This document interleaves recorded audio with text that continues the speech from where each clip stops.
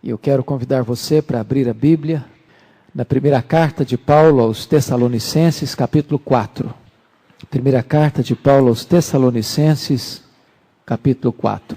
Finalmente, irmãos, nós vos rogamos e exortamos no Senhor Jesus, que como de nós recebestes quanto à maneira por que deveis viver e agradar a Deus, e efetivamente estáis fazendo, continueis progredindo cada vez mais, porque estáis inteirados de quantas instruções vos demos da parte do Senhor Jesus. Pois esta é a vontade de Deus, a vossa santificação, que vos abstenhais da prostituição, que cada um de vós saiba possuir o próprio corpo em santificação e honra, não com o desejo de lascívia, como os gentios que não conhecem a Deus. E que nesta matéria, ninguém ofenda, nem defraude a seu irmão. Porque o Senhor, contra todas estas coisas, como antes vos avisamos e testificamos claramente, é o vingador. Porquanto Deus não nos chamou para a impureza, e sim para a santificação. Dessa arte, quem rejeita estas coisas, não rejeita o homem, e sim a Deus, que também vos dá o seu Espírito Santo. No tocante ao amor fraternal, não há necessidade de que eu vos escreva, porquanto vós mesmos estáis por Deus instruídos que deveis amar-vos uns aos outros. E na verdade, estáis praticando isso mesmo para com todos os irmãos em toda a Macedônia. Contudo, vos exortamos, irmãos, a progredirdes cada vez mais e a diligenciardes por viver tranquilamente, cuidar do que é vosso e trabalhar com as próprias mãos, como vos ordenamos, de modo que vos porteis com dignidade para com os de fora e de nada venhais a precisar. Amém. Nós vamos meditar sobre o tema uma vida que agrada a Deus. Uma vida que agrada a Deus. Vocês vão perceber que o apóstolo Paulo, neste texto lido, vai tanger dois assuntos, dois temas soleníssimos. O primeiro deles é a santidade do corpo, a santidade do sexo. E o segundo assunto é a santidade do amor fraternal. Para introduzir esse magno assunto, nós vamos olhar aqui nos versos 1 e 2, três aspectos importantes. Primeiro, um clamor veemente. Finalmente, irmãos, nós vos rogamos e exortamos no Senhor Jesus. Veja você que essa palavra finalmente parece-nos um pouco estranha aqui. Porque normalmente você usa essa palavra quando você está encerrando uma carta, quando você está encerrando uma mensagem, quando você está nas últimas palavras. E se você perceber, Paulo ainda vai escrever 2 capítulos, um texto longo ainda, para usar essa palavra finalmente. Mas por que Paulo usa essa palavra finalmente? Porque na verdade ele está introduzindo o seu último assunto. Paulo na verdade está usando esse advérbio, quando ainda há uma porção substancial da carta, mas ele já chegou à parte final desta carta, à exortação final desta carta, ao ensino da seção final desta carta. E se você perceber, o texto que ele está escrevendo aqui é como que um prefácio para o que ele vai dizer. E o que eu acho maravilhoso é que recheado entre duas exortações práticas, da santidade de vida, e logo depois no capítulo 5, ele termina com outra sessão prática, ele põe nesse meio a gloriosa doutrina da segunda vinda de Cristo. O que é fantástico nisso, é que Paulo não usa a doutrina da segunda vinda de Cristo para fugir da realidade da vida cristã, de compromisso, de fidelidade, de santidade, de pureza. Ele não olha a segunda vinda de Cristo como alguém que se isola do mundo e vive uma vida mística, uma vida desconectada do mundo, da realidade em que ele está inserido. Então ele faz um clamor.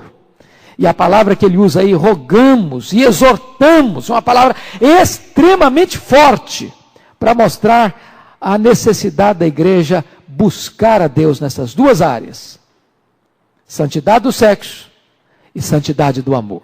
Segunda coisa, um progresso evidente. Olha aí o versículo 1, a parte B. Ele diz assim: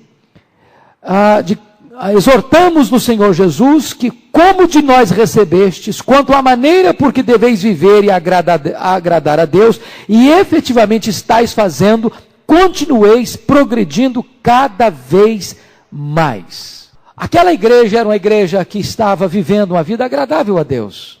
Paulo elogia aquela igreja no capítulo 1, versículo 3, sobre a sua fé, sobre o seu amor, sobre a sua esperança. Mas Paulo está dizendo o seguinte: nunca você pode dizer o seguinte: eu já estou pronto, eu já estou bem, eu já estou satisfeito comigo, a minha vida cristã já chegou a um nível onde eu posso ficar tranquilo, onde eu posso deixar de investir. O que Paulo está dizendo, que um cristão maduro é aquele que sempre pensa que tem mais, sempre mais. Mais para crescer, mais para conhecer, mais para santificar-se, mais para andar com Deus. Ele sempre olha para si e está dizendo: tem algo mais, eu posso avançar um pouco mais, eu posso crescer um pouco mais, eu posso progredir um pouco mais. E Paulo encoraja essa igreja a progredir, a crescer, a se santificar. Note você, é daí que nós tiramos o nosso tema: quanto à maneira por que deveis viver e agradar a Deus. Uma vida agradável a Deus é mais do que uma vida de obediência a Deus. Porque alguém pode obedecer e não agradar. Por exemplo, um filho pode obedecer ao pai, pode obedecer à mãe, e não está agradando o pai e a mãe. Ele obedece por causa da ordem, mas ele não obedece de todo o coração. Ele obedece resmungando, ele obedece de mau humor, ele obedece, mas o coração não está feliz em obedecer. Querem um exemplo? Deus mandou Jonas a Nínive, e ele quis fugir. E depois Deus mandou a tempestade atrás dele, e ele não tinha como mais fugir. Então ele obedeceu, mas ele não obedeceu de todo o coração. O coração dele não estava naquela missão. Ele termina de pregar e sai da cidade, e ele está de mal com o povo, está de mal com Deus, ele está bravo com Deus.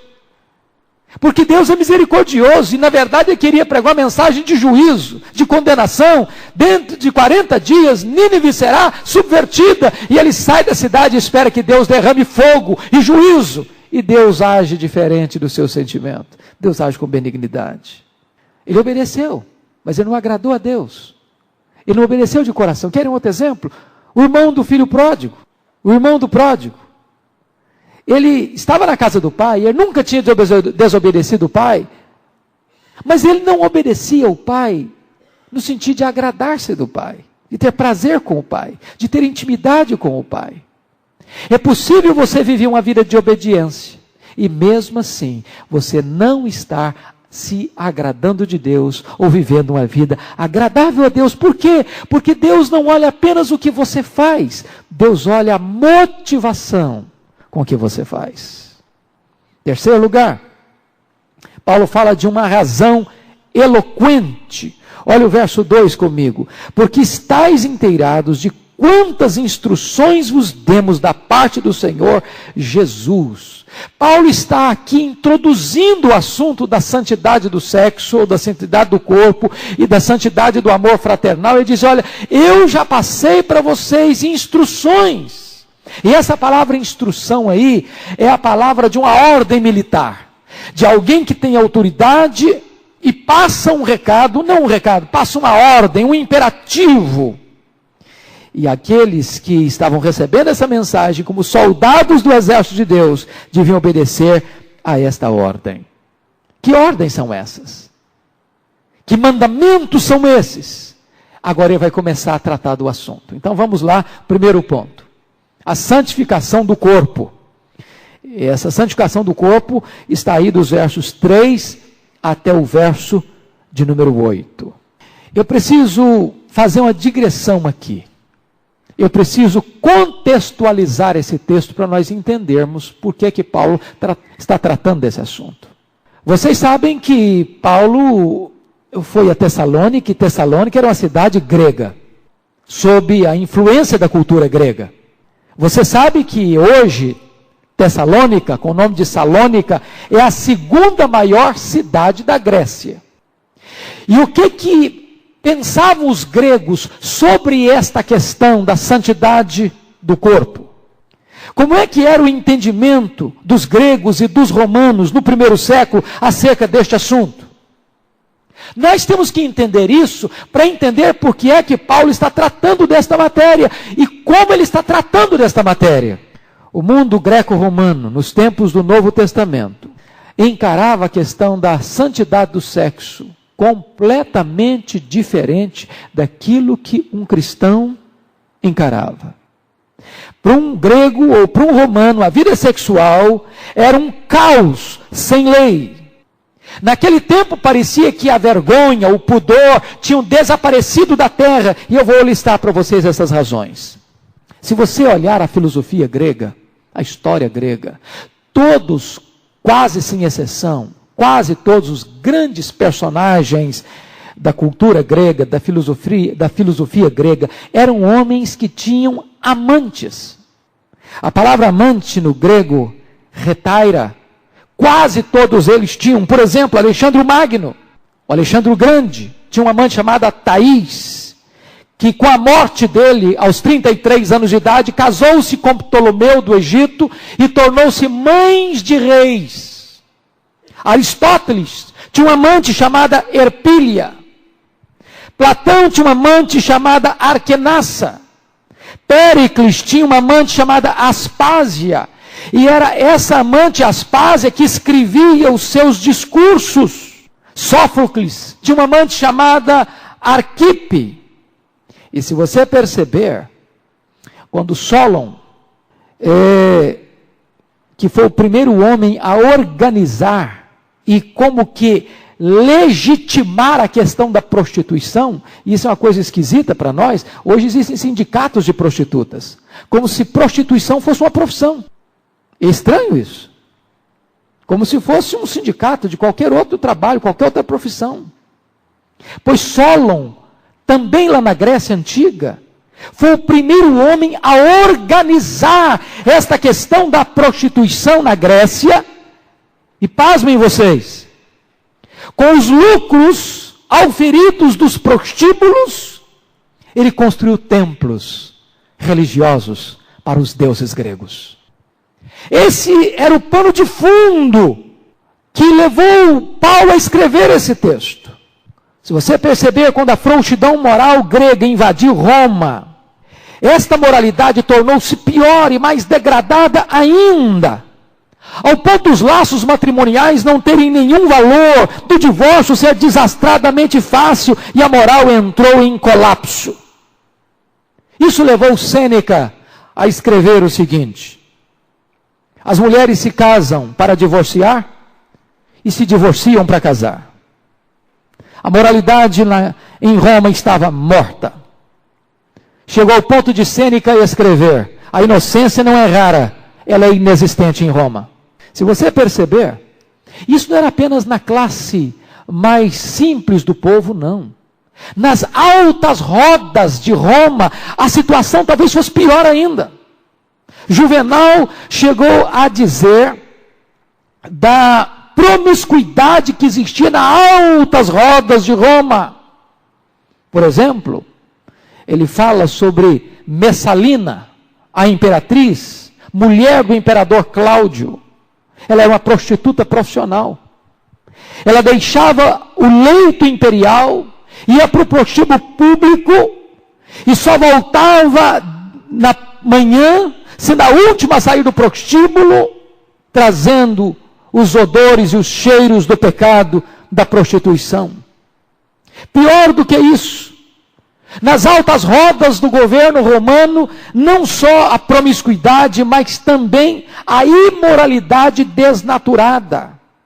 Para vocês terem uma ideia, Calígula, imperador, vivia em incesto habitual com a sua irmã Drusila.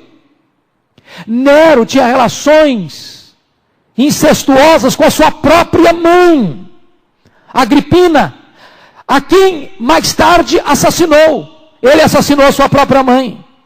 A situação era tão degradante em Roma, que o historiador Gibbon escreveu que dos 15 imperadores de Roma, só Cláudio não era homossexual, e a mulher dele era prostituta.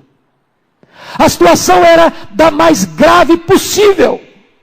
E desta maneira é que Demóstenes, na Grécia Antiga, vai escrever que os gregos tinham prostitutas para o prazer, concubinas para as necessidades diárias e esposas para procriar filhos.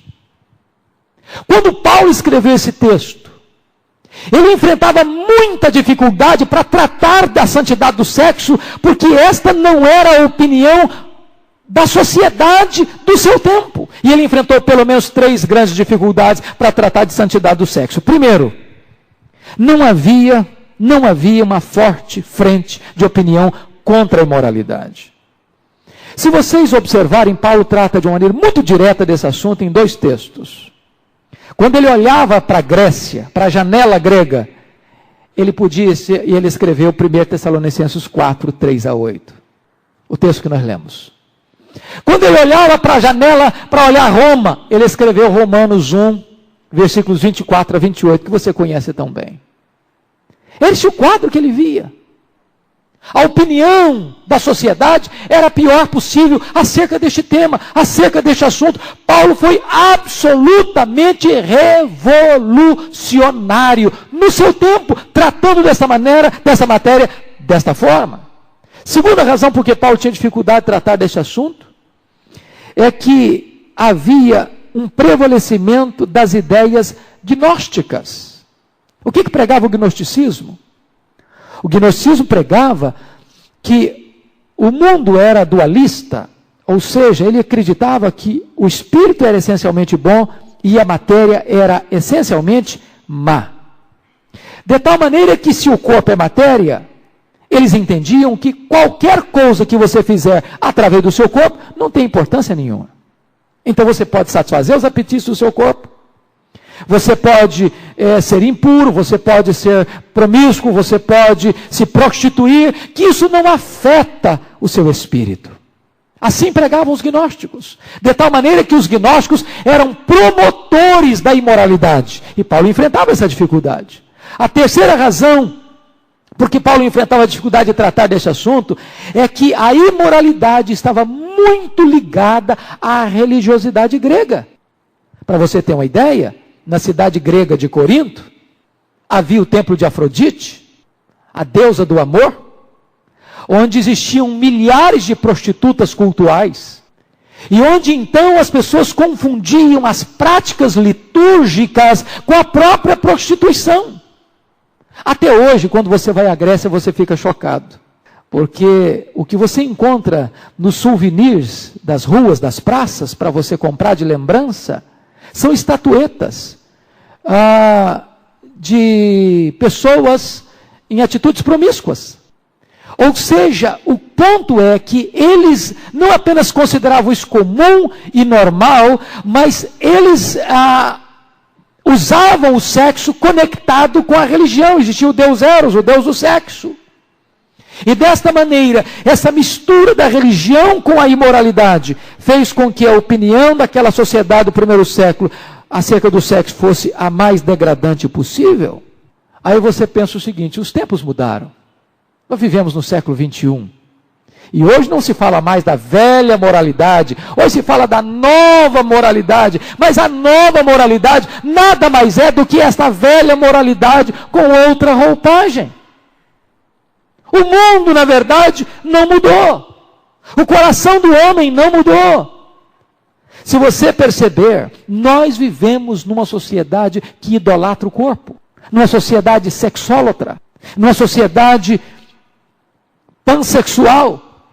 Nós vivemos numa sociedade onde há uma busca desenfreada do prazer barato. Vivemos no reino do hedonismo.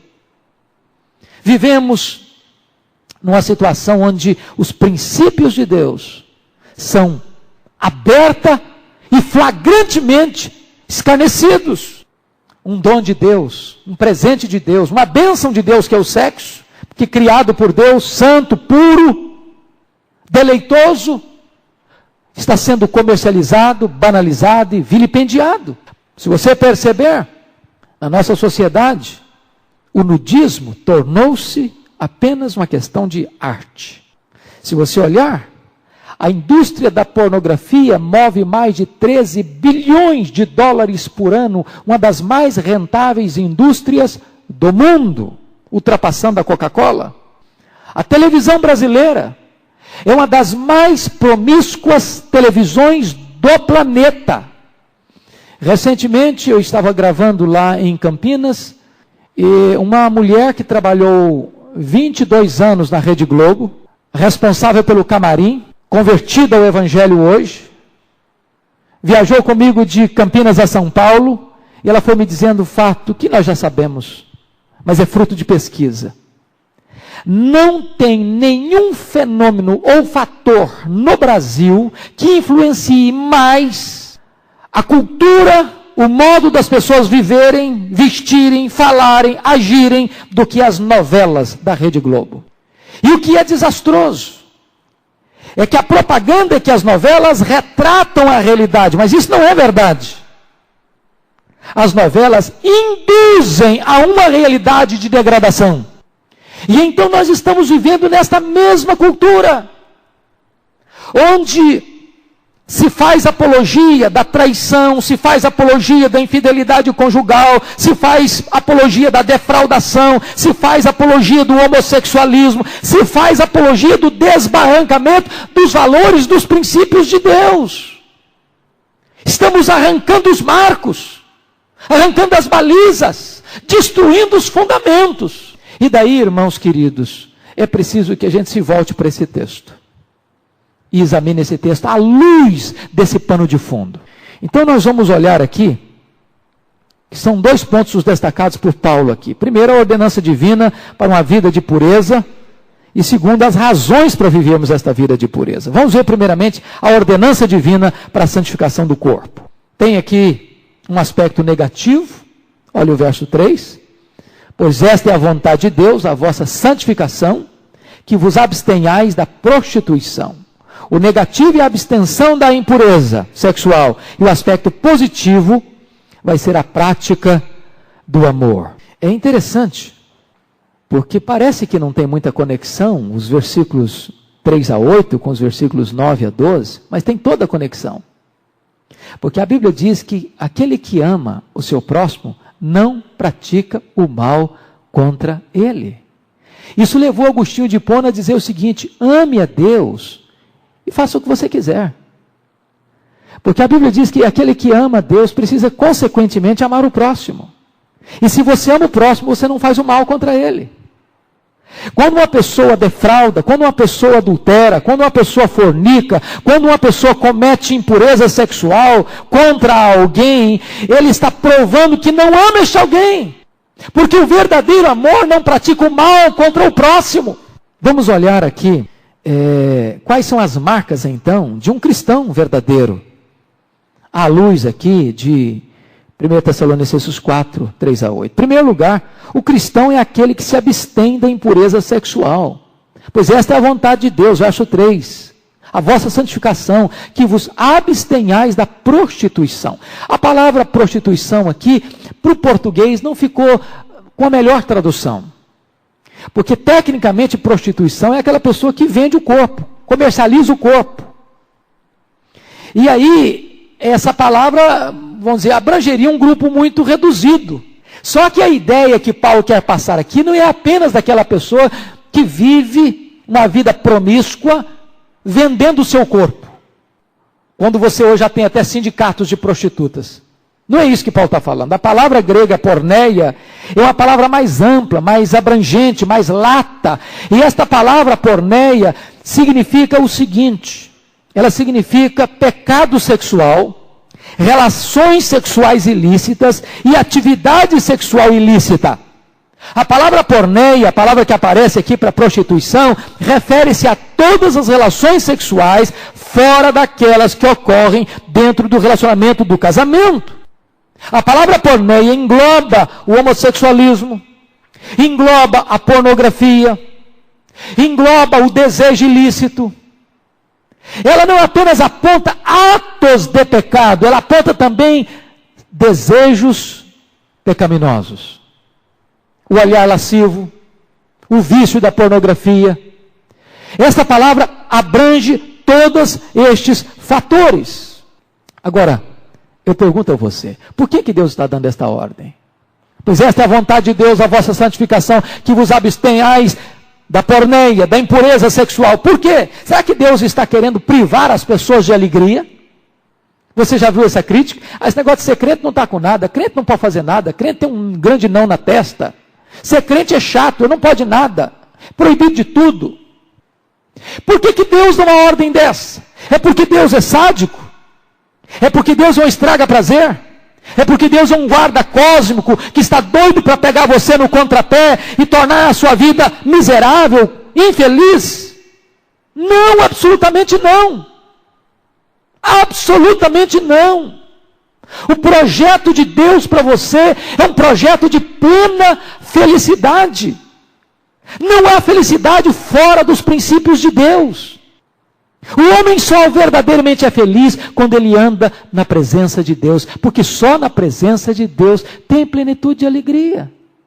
Quando Deus ordena, por exemplo, não adulterarás, esse mandamento tem o propósito de levantar um muro ao redor do casamento, não para tornar o casamento uma prisão, mas para tornar o casamento um jardim belo e seguro.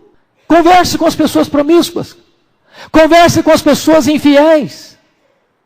Elas parecem ser felizes, mas na verdade carregam culpa, carregam medo, carregam remorso, carregam angústia. E quando o pecado chega a um ponto de degradação do fundo do poço, elas perdem a sensibilidade e a consciência é cauterizada. Mas aqueles que andam em fidelidade, em obediência, essas pessoas são felizes. São felizes. Segundo lugar, o cristão é aquele que sabe controlar o seu próprio corpo. Olha o versículo 4. Que cada um de vós saiba possuir o próprio corpo em santificação e honra. Irmãos, o nosso corpo é algo maravilhoso. A Bíblia diz que o nosso corpo é templo do Espírito Santo. Que o nosso corpo é a habitação de Deus. Que o nosso corpo deve glorificar a Deus. Que nós não devemos dispor os membros do nosso corpo para o pecado, mas para a justiça. O nosso corpo deve ser um lugar, um palco da glória de Deus, um palco da santidade, e não um palco da obscenidade, da impureza. Porque o corpo não é para impureza, é para o Senhor. É para ser cheio do Espírito Santo. É para ser um vaso de honra. E é interessante que a palavra corpo aí no grego é a palavra vaso. E essa palavra vaso, ela tinha dois significados no Novo Testamento. Ela podia significar o corpo.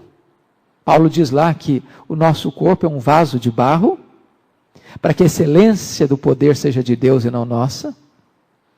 Mas essa palavra corpo também, como vaso, representava a mulher. Por isso 1 de Pedro 3,7 diz que a mulher é o vaso mais frágil.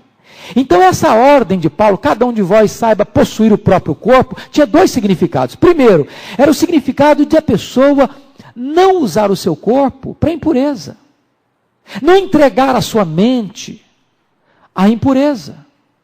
Não entregar o seu corpo aos apetites sexuais, desgovernados. Mas também essa palavra significa o seguinte: você deve conseguir a sua esposa com santificação e honra. O que Paulo então também estaria querendo dizer é que o namoro e o noivado de um jovem, de uma moça crente, deve ser dentro das balizas da santidade. Ele estaria usando então essas duas coisas, essas duas vertentes. Ambas as interpretações são possíveis, são consistentes. E aí, queridos irmãos, é tão importante entender isso, porque a Bíblia vai nos informar que uma pessoa pode destruir a sua vida dependendo da maneira como ela namora. Eu posso lhes garantir uma coisa. A nossa sociedade hoje vilipendia alguns princípios de Deus. Por exemplo, a questão da virgindade. Esse é um assunto hoje que um jovem dizer na universidade que ele é virgem pode ser motivo de motejo, de zombaria. Porque a sociedade já estabeleceu que isso não tem nenhum valor. Aliás, foi publicada recente pesquisa de que o Brasil só perde para um país da Europa, acho que é a Grécia, em relação à questão do sexo. Não só da atividade sexual, mas o Brasil é hoje um dos países onde a iniciação sexual começa mais cedo. Isso é estimulado, isso é encorajado. E muitas vezes um jovem cristão está entrando nesta onda. E nós precisamos dizer em alto e bom som que um rapaz e uma moça crente no Senhor Jesus, por mais que isso possa parecer estranho à mentalidade do mundo, ele deve se preservar para o casamento. Ela deve se preservar para o casamento. Quando Deus estabelece esses princípios, não é que Deus está querendo privar o jovem de ser feliz. Não, é exatamente o contrário. Exatamente o contrário. Porque é na santidade que você vai encontrar a felicidade. Há uma coisa hoje curiosa e louca. Eu já escutei alguns profissionais dizendo o seguinte: não, o jovem tem que ter iniciação sexual, ele tem que ter sexo com o namorado, com a namorada, para saber se, já pensou casar sem saber se gosta ou se não gosta, se vai dar certo ou não vai dar certo. Isso é loucura, gente. Essa tese de que é preciso fazer sexo quando o namorado para saber se tem compatibilidade sexual mais tarde com o cônjuge é loucura. Não é a proposta de Deus. O Deus que nos criou e que nos conhece não orienta assim. Não orienta assim. Não estabelece esse tipo de aconselhamento. Terceiro lugar, o cristão é aquele que resiste aos desejos lascivos. Olha o versículo 5. Não com o desejo de lascívia, como gentios que não conhecem a Deus. Ele está dizendo o seguinte: cada um saiba possuir o próprio corpo em santificação e honra, não com o desejo de lascívia, como os gentios que não conhecem a Deus. O que é o desejo de lascívia? A lascívia é um desejo, uma concupiscência. E Paulo não está falando aqui do impulso natural. Paulo está dizendo que um jovem não deva ter impulso sexual. Aliás, um conselho para uma moça. Se uma moça namora um rapaz, 1 ano, 2 anos, e ela nunca percebeu que ele tem desejo sexual, impulso sexual, bota os 2 pés atrás. Porque algumas moças que, por não perceberem esse detalhe, às vezes se casa com a pessoa e depois de casado que vai perceber que a pessoa não é uma pessoa que vai desenvolver a sexualidade com naturalidade. E vai ter decepção. Então Paulo está dizendo aqui do desejo natural que é dado por Deus. O que Paulo está condenando aqui não é o desejo natural. O que Paulo está condenando aqui é o desejo pecaminoso, impuro, ilícito. É aquele desejo que foge dos princípios de Deus e ultrapassa a fronteira estabelecida pelo próprio Deus. O que é esse desejo de lascívia? Irmãos, hoje nós estamos vivendo uma época que se combate a droga da cocaína, a droga da maconha, se combate o crack, se combate a heroína, se combate muitas drogas e deve combater mesmo. Não existe uma droga tão grave, tão escravizante quanto esta, que é a pornografia. É uma droga. E tem muita gente escrava dessa droga. Estraga a mente, estraga princípios, estraga o casamento, estraga a alma, estraga a vida espiritual. Gente que se casa e mesmo depois de casado destrói a vida sexual no casamento porque não consegue se libertar dessa escravidão terrível que é a pornografia. O advento da internet incrementou ainda mais esse problema. E Paulo diz que nós não podemos entrar por esse caminho, porque as pessoas que se entregam a esses desejos são aquelas pessoas que não conhecem a Deus. Quarto lugar, o cristão é aquele que não ofende nem defrauda seu irmão. Olha o versículo 6. E que nesta matéria, que matéria? A matéria do sexo. Ninguém ofenda nem defraude a seu irmão. O que é defraudar? Defraudar é você despertar numa outra pessoa um desejo que você não possa satisfazer licitamente.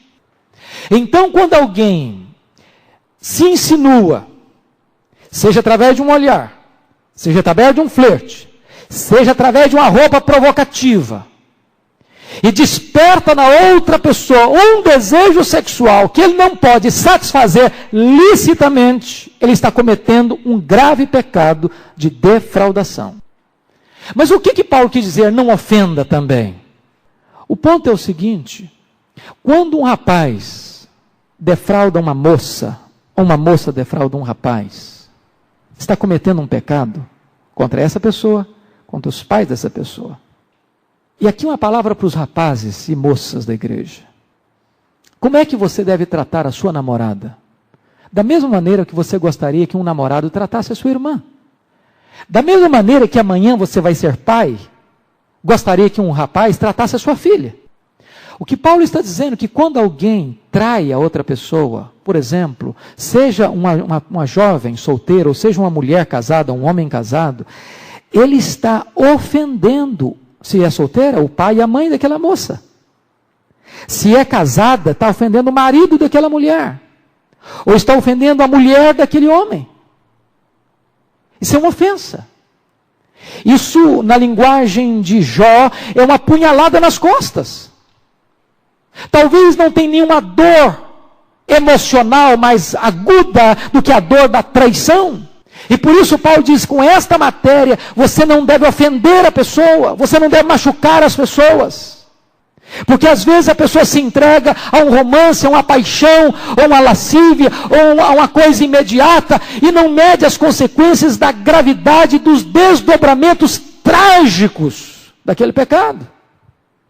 Eu fico pensando que se Davi pudesse medir antecipadamente as consequências daquele ato dele de olhar, de dar cordas aos seus sentimentos, e de mandar saber quem era a mulher, depois de mandar chamar a mulher, de se deitar com ela, eu acredito que ele teria feito tudo na vida, menos se deitar com aquela mulher. O preço foi alto demais. E o pecado é sempre assim, ele tem um preço altíssimo. Irmãos queridos, nós precisamos então estar atentos sobre essa questão da cultura da sedução em que nós vivemos. Nós vivemos uma cultura da sedução, sobretudo no Brasil. Clima quente, país de pessoas tão bonitas, e às vezes a gente transforma aquilo que é um dom de Deus num trampolim para o pecado, através da cultura da sedução. E Paulo diz, com esta matéria, você não deve ofender, você não deve defraudar ao seu irmão. Vamos ver o segundo lugar, as razões que Paulo lista para buscarmos a santidade do nosso corpo. Primeiro ponto. Em primeiro lugar, porque o Senhor contra todas estas coisas é o vingador. Olha o versículo 6b. Porque o Senhor contra todas essas coisas, como antes vos avisamos e testificamos claramente, é o vingador. Essa palavra vingador aí era usada nos papiros para o ofício de um representante legal, ou seja, a pessoa que executava uma sentença tendo o direito de fazê-lo. Sabe o que é a ideia aqui? É que Deus toma o partido da vítima. E Deus, tomando o partido da vítima, aplica justamente a sentença. Podem ter certeza, irmãos. Há muitas coisas que as pessoas fazem intencionalmente. E por isso uma jovem, uma moça cristã, seja ele o namorado que for, que fizer um convite, que fizer uma proposta, que caminhar na direção da sedução para uma relação sexual pré-casamento, ela precisa entender isso, que não há aqui prova de amor. E esse rapaz, ou esta moça, que caminhar nessa direção, precisa entender que ainda que esse pecado não seja descoberto, não seja notado, não seja visto por ninguém, ninguém venha saber, Deus sabe, Deus vê e Deus vinga. Preste atenção que a palavra é duríssima. Contra essas coisas, Deus é o vingador. E a Bíblia diz que horrenda coisa é cair nas mãos do Deus vivo. Não é apenas uma vingança no que tange ao juízo final, porque a Bíblia diz: não vos enganeis, os impuros não herdarão o reino de Deus. Mas é uma vingança aqui e agora, de uma consciência entregue aos verdugos, de falta de paz, de vida espiritual abundante. Não pode uma pessoa que tem uma vida impura ter ao mesmo tempo uma vida de alegria, de paz, de plenitude do Espírito Santo de Deus. Não pode. E com isso, irmãos, a gente chega a uma conclusão de que a nossa geração tem brincado com Deus. Tem pensado que Deus é bonachão. Mas a palavra de Deus diz que de Deus não se zomba, pois aquilo que o homem semear, isso ele vai ceifar. Segundo lugar, por que nós devemos viver em santidade no corpo? Porque Deus não nos chamou para a impureza, e sim para a santificação. Olha o versículo 7. Porquanto Deus não nos chamou para a impureza, e sim em santificação. Entenda isso, querido. Deus não nos salva no pecado, Deus nos salva do pecado. Questione o seu coração, avalie a sua vida, se depois da sua conversão, depois que você se tornou um membro da igreja, depois que você integrou-se na igreja de Deus, pensa lá, sua vida mudou, suas atitudes mudaram, seu coração mudou. Porque se não mudou, você tem que parar e questionar se você realmente está salvo. Porque Deus chamou você para a santidade. Nós fomos escolhidos antes da fundação do mundo para sermos santos. Nós fomos escolhidos em Cristo pela santificação do Espírito e pela fé na verdade. A prova de que alguém está salvo é se ele é santo, se ele ama a santidade. Quem vive no pecado nunca viu a Deus, ainda está nas trevas, diz a Escritura. Terceiro lugar, por que nós devemos ter santidade no corpo? Porque quem despreza a santificação do corpo, despreza o próprio Deus. Olha o versículo 8. Dissarte, quem rejeita essas coisas, não rejeita o homem, e sim a Deus. Aqui está algo soleníssimo. Você já parou para pensar na gravidade disso? De uma pessoa rechaçar da sua vida o próprio Deus?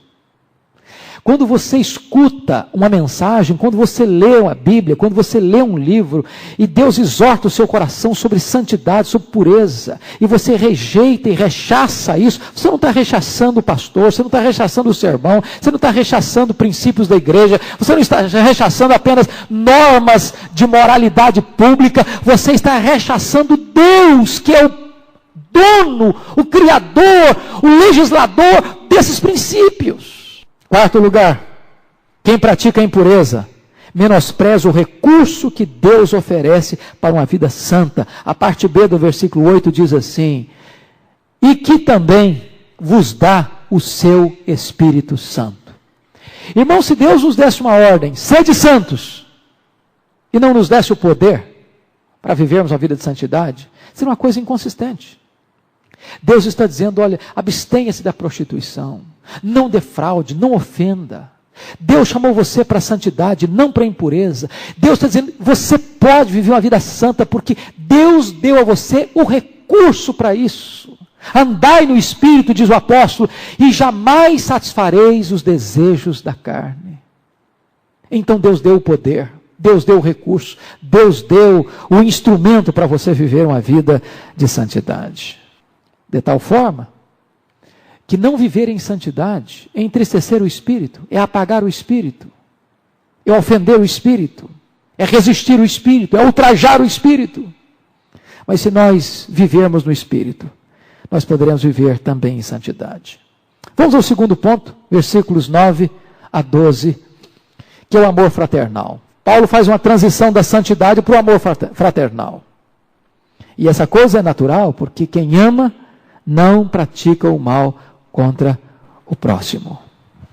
Tem 4 coisas que eu quero destacar aí. Primeiro, o amor fraternal é um dever. Versículo 9. No tocante ao amor fraternal, não há necessidade de que eu vos escreva, porquanto vós mesmos estáis por Deus instruídos, que deveis amar-vos uns aos outros. Deveis, é um dever. O que é interessante é que a palavra que Paulo vai usar aí não é a palavra que normalmente ele usa no Novo Testamento. Porque, via de regra, quando Paulo fala de amor no Novo Testamento, ele usa a palavra agape ou ágape. Você sabe que tem 4 palavras para o amor no grego. Existe o amor eros, que é o amor físico, é o amor de atração física, de onde vem a palavra erótico. Essa palavra não necessariamente é pecaminosa. Quando um rapaz namora uma moça, quando fica noivo de uma moça e uma moça de um rapaz, quando vão para o casamento, tem que ter esse amor. Esta semana passada eu conversava com um pastor e tinha um amigo que queria casar esse rapaz de todo jeito com uma determinada moça. Ele não sentia nada por ela. Mas alguém disse, não, você tem que começar o namoro, porque Deus põe amor no seu coração, vai dar tudo certo, você tem que orar, você tem que jejuar, e começa a namorar que Deus vai dar jeito para frente. E ele foi pedir um conselho para um pastor amigo dele. O que eu vou fazer? Eu estou sendo pressionado para começar o namoro. Aí o pastor fez 2 perguntas para ele. Você se vê beijando essa moça? Não, de jeito nenhum. Você se vê dormindo com essa moça? Nem pensar. Você se vê acordando com ela do lado? Nem imaginar. Falei, então, meu filho, não precisa nem começar. Tá tudo, não dá certo de jeito nenhum. Porque precisa ter o amor erótico. Isso é legítimo, isso é de Deus. Não é a palavra que ele está usando aqui. Existe o amor estorguê, que é o amor de um pai para um filho. De um filho para um pai. É o amor familiar. Essa palavra também, como eros, não foi usada nenhuma vez no Novo Testamento. A terceira palavra é a palavra filia, que é o amor de amigo, amor entranhado de amizade. A palavra que Paulo usa aqui não é filia, é filadelfia. Você sabe que adelfós é irmão. Então filadelfia é a palavra de um irmão de sangue. Ele diz, você deve amar os seus irmãos como um irmão de sangue. Você sabe o que é um irmão de sangue? Claro que sabe. Como é que você ama um irmão de sangue? Você só ama quando ele é legal com você? O irmão de sangue, pode estar certo, pode estar errado, pode ser bom, pode ser o que for, você o ama. Na hora do vamos ver, você pula para defendê-lo.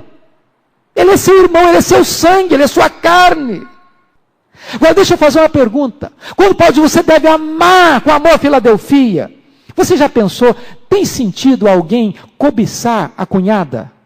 A mulher do irmão? Não faz sentido, isso é loucura, isso é doideira. Você já pensou um irmão querer roubar a namorada do outro irmão? Não tem sentido, não tem graça, você não imagina um negócio desse. Você já imaginou um irmão tentar passar a perna no outro irmão? Dar um prejuízo para ele? Não cabe na sua cabeça. O que Paulo está dizendo é que você deve amar os seus irmãos como eles fossem irmãos de sangue. Filadelfia. Isso é um dever nosso. Segundo lugar, o amor fraternal deve crescer, versículo 10. E na verdade estás praticando isso mesmo, para com todos os irmãos em toda a Macedônia. Contudo vos exortamos, irmãos, a progredir-vos cada vez mais. Aquela igreja de Tessalônica não amava só os irmãos como irmãos de sangue, não. Eles estavam amando irmãos de outras cidades, da região da Macedônia. A cidade de Tessalônica era a capital da província da Macedônia, mas eles amavam outros irmãos de outros lugares, com o mesmo amor. Você é capaz de amar alguém que você nunca viu? Você é capaz de ajudar alguém que você nunca viu? Eu sei que você é capaz, que você já tem feito isso. Quantas vezes a igreja tem levantado ofertas aqui, para ajudar alguém que você não sabe onde mora, não sabe quem é, e você põe a mão no bolso e dá a sua oferta. Isso é amor. Para alguém que você não conhece, não viu. E Paulo diz o seguinte, vocês estão amando, mas vocês podem amar mais, vocês podem crescer nesse amor, vocês podem se desenvolver ainda mais. Irmãos, não tem limites para o crescimento da vida cristã. Porque o nosso padrão é infinito, é o Senhor Jesus. E a Bíblia diz que o alvo nosso é atingir aí a estatura desse varão perfeito, que é Jesus. Terceiro lugar, o amor fraternal é responsável, versículo 11, e a diligenciardes por viver tranquilamente. Essa palavra tranquilamente é o antônimo, o contrário de ser abelhudo. Isso é aquela pessoa que se intromete na vida dos outros, que se enfia onde não é convidado. Trocando em miúdo seria isso. Versículo 11. E a diligenciardes por viver tranquilamente, cuidar do que é vosso e trabalhar com as próprias mãos, como vos ordenamos. Por que Paulo está falando isso aqui? Ele está falando isso aqui, porque quando ele esteve em Tessalônica, pregando a palavra, e ele falou sobre a segunda vinda de Cristo. a vinda iminente de Jesus. Paulo acreditava nisso, que Jesus podia voltar. Ele orava, Maranata, ora vem Senhor Jesus. E aí os crentes ouviram isso, dizem, olha, Jesus vai voltar. E se ele vai voltar, o que adianta eu trabalhar? O que adianta eu ir lá para a minha empresa? O que adianta eu investir em negócio? O que adianta eu botar meu filho na escola? O que adianta eu comprar, eu vender, eu crescer economicamente? O que adianta eu ficar trabalhando? Vão parar tudo, vão esperar Jesus voltar. E chegou o ponto que o dinheiro acabou. E aí as pessoas começaram a passar necessidades. E aí começaram a precisar depender de ajuda dos outros. E Paulo disse, isso foi um péssimo testemunho. Aí Paulo diz, olha, vocês não podem ficar desse jeito. O crente tem que ter cuidado com a sua vida. Crente tem que trabalhar, crente tem que sustentar. Crente não pode viver às custas dos outros. Crente precisa estar com a sua vida financeira em dias. Eu não posso ser uma pessoa enrolada, eu não posso ser uma pessoa encrencada financeiramente, eu não posso ser uma pessoa desonesta financeiramente. Ele precisa estar com a sua vida limpa, irrepreensível. Quarto lugar e último lugar. O amor fraternal é irrepreensível. Versículo 12. De modo que vos porteis com dignidade para com os de fora, e de nada venhais a precisar. O que Paulo está querendo dizer? Paulo está dizendo o seguinte, quando um crente não cuida bem dos seus negócios, quando um crente é enrolado, mal pagador, quando um crente não cumpre com os compromissos assumidos, isso prejudica a causa de Deus. Isso prejudica o progresso do Evangelho. O que Paulo está dizendo que há determinados sermões que as pessoas não escutam dentro da igreja. A maioria dos sermões não são escutados dentro da igreja, são escutados fora do templo. Lá na rua, lá na escola, lá no seu trabalho, lá na sua empresa, lá na sua vizinhança. As pessoas estão vendo a sua vida. E a sua vida é o mais eloquente sermão que você pode pregar. Como você vive, como você se comporta, como você compra, como você negocia, como você desempenha as suas coisas, como você cumpre os seus compromissos assumidos. Daí, queridos, talvez seja tão importante a gente parar e pensar o seguinte, como é que anda a minha vida financeira? Como é que eu lido com a questão da administração do dinheiro? Porque às vezes a pessoa não tem nada a ver uma coisa com outra. Tem tudo a ver. Tem tudo a ver. Hoje tem muitas pessoas que escondem a sua irresponsabilidade financeira atrás da máscara da espiritualidade. Muito espiritual, tem visões e arrebatamentos, mas não paga as contas. Vê anjos voando no céu, mas está com a vida toda enrolada. Fala línguas, mas não assume o compromisso, não cumpre com os compromissos assumidos. Então o que Paulo está dizendo é que a igreja não pode, o crente não pode deixar brechas, deixar flancos abertos na sua vida financeira. Paulo então diz o seguinte, olha, você deve trabalhar, você deve viver de tal maneira que você não fique dependendo de outras pessoas ou se intrometendo na vida de outras pessoas. Você deve se portar com dignidade para a consecução de fora. A sua vida pode ser uma bênção, ou a sua vida pode ser um empecilho para o Evangelho. Ele está falando de santidade do sexo e santidade da honestidade, do compromisso, da palavra empenhada, da atitude. E eu espero, irmãos, que Deus nos ajude a vivermos esta santidade concreta, real. Que Deus nos ajude a vivermos de tal maneira que a nossa vida seja uma voz eloquente a atrair as pessoas para conhecerem a Jesus. Eu espero que esta igreja seja verdadeiramente um grupo, uma comunidade que nós chamaríamos de uma postura alternativa, diferente do mundo. Uma contracultura. Não importa o que o mundo vai dizer.